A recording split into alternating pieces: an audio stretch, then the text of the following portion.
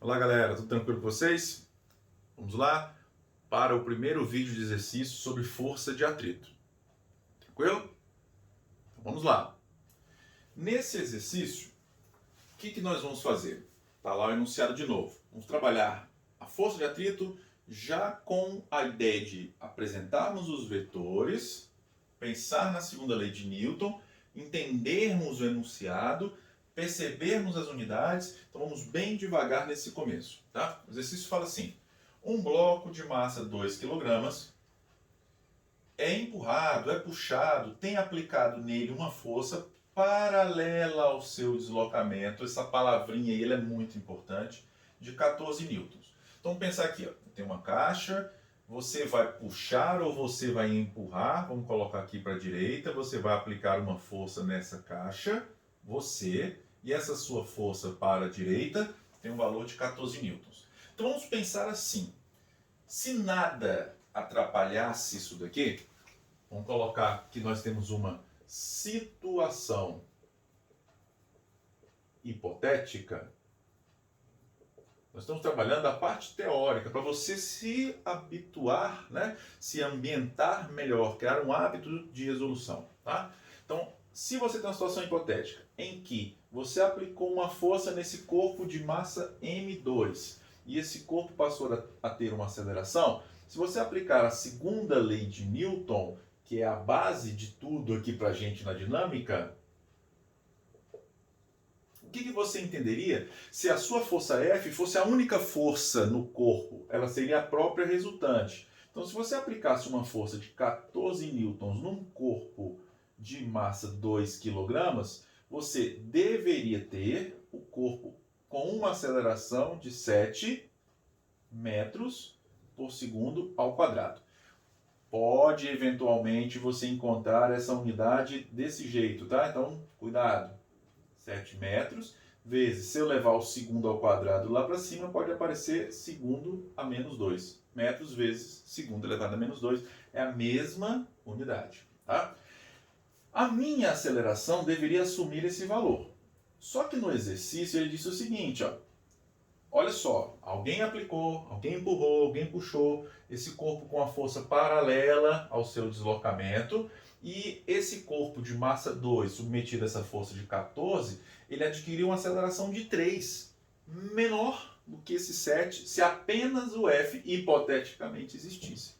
Então já tenho condição de entender que se a minha aceleração final foi menor do que aquela ideal, perfeita no mundo encantado da física, alguma força no sentido contrário está me atrapalhando. Se não tem outra pessoa puxando, eu vou designar essa força aqui como sendo uma força de resistência. Se for uma força por conta das duas superfícies em contato, eu chamo essa força de atrito. Legal? Então eu posso trabalhar de duas maneiras. Vamos lá.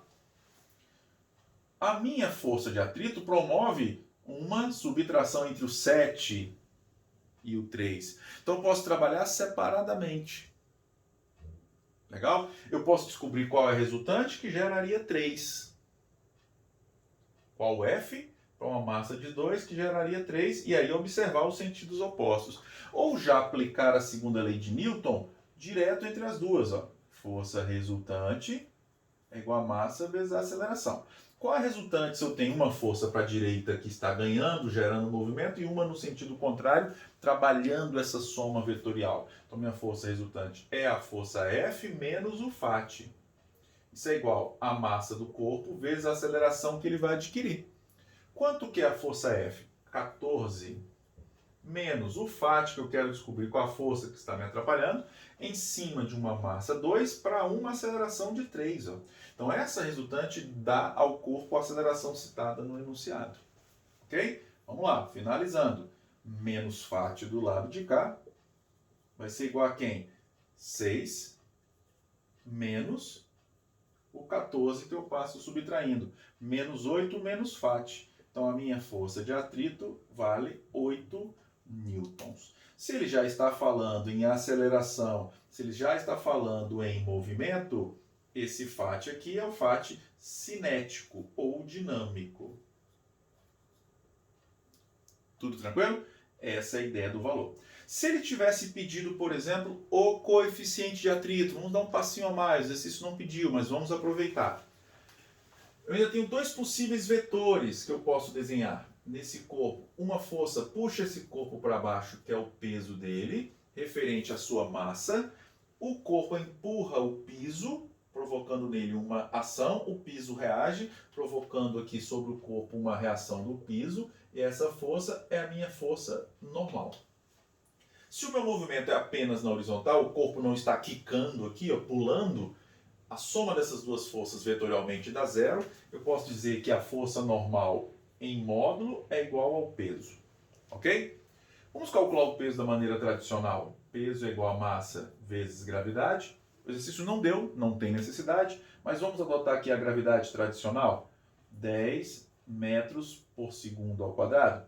Então o peso desse corpo seria igual a quanto? A massa do corpo 2 vezes 10, o peso dele seria 20 newtons.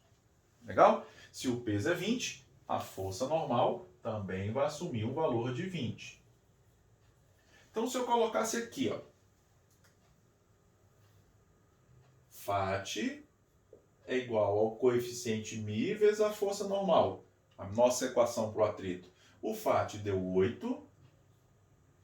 O coeficiente eu vou encontrar. E a força normal eu calculei aqui usando o G, né? No exemplo mais tradicional, igual a 20. Ó.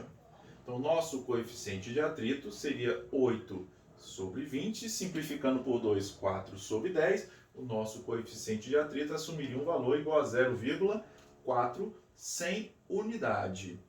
Que coeficiente de atrito é esse? O coeficiente de atrito cinético ou dinâmico. Porque o movimento cinético, porque o movimento já está acontecendo.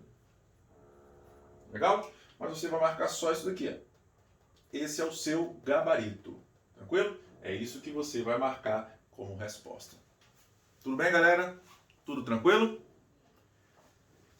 Se você gostou dessa explicação bem prática, bem teórica, bem embasada para você que tem um pouquinho mais de dificuldade, trabalhar as unidades, perceber já um cálculo um pouquinho mais acentuado aqui, né, mais desenvolvido, curta o vídeo, inscreva-se no canal, que logo logo você vai receber mais uma notificação da sequência dessa playlist.